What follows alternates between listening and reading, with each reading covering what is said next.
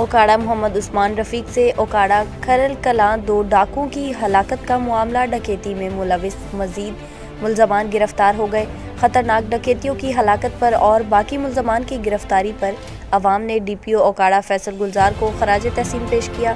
SHO Rana Mohammad Imran Tipu और police मुलाजमीन पर फूलों की पत्तियां निछावर की गई। पुलिस के हक में रैली निकाली गई और पंजाब पुलिस जिंदाबाद के नारे भी लगाए गए।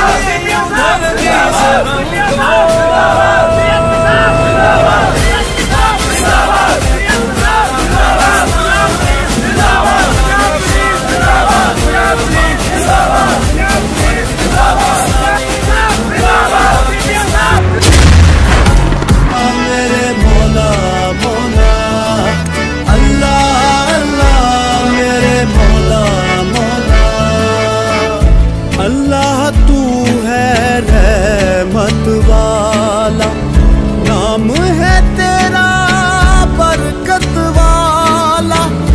अल्लाह तू है रहमत वाला, नाम है तेरा बरकत वाला।